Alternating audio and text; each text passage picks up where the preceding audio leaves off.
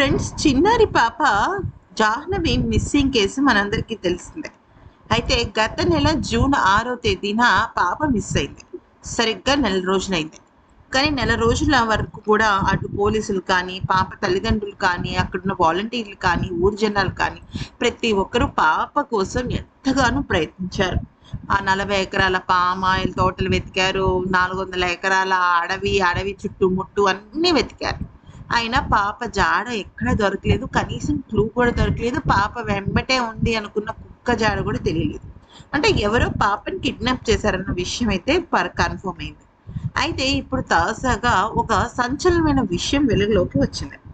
అదేంటంటే పాపకు తాత వరుస అయ్యే బంధువు కోటేశ్వరరావు ఒక ఆయనకి కారు ప్రమాదం జరిగింది. అంటే కారు గుద్దటం వల్ల దెబ్బలు తగిలాయి. ముఖం మీద, చేతుల వెనకాల దెబ్బలు తగిలాయి.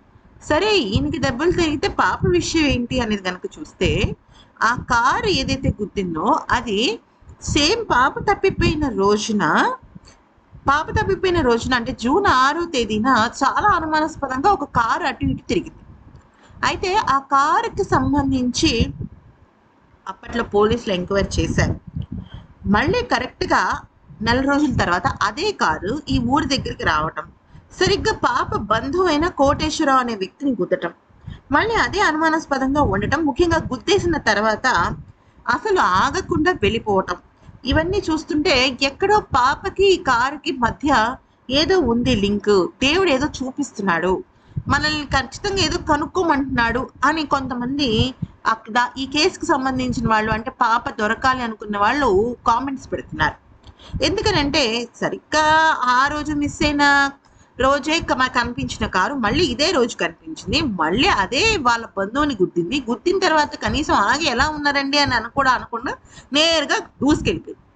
అయితే పోలీసులేమో ఈ కారు ఆ కారు ఒకటి కాదంటున్నారు. కానీ ఆ కోటేశ్వర ఆయన మాత్రం లేదు ఇదే కారు అని అనుకుంటున్నారు.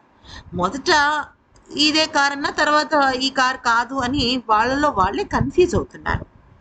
కాకపోతే ఇక్కడ కొద్దిగా చిన్న మెలిక ఉంది. అదే రంగు కారు, అదే కారు అక్కడికి వచ్చింది. అయితే తెలిసిన వాళ్ళే ఎవరైనా పగ పెట్టుకున్నారా, వీళ్ళ కుటుంబం మీద ఒక కన్నేసించడం కోసం ఇలా చేశారా అనే విషయం అర్థమవుతుంది. ఇది పెద్ద ఆధారంగా కూడా మారే అవకాశం ఉంది. మరి ఈ వీడియో నచ్చితే లైక్ చేసి సబ్స్క్రైబ్ చేసుకోండి.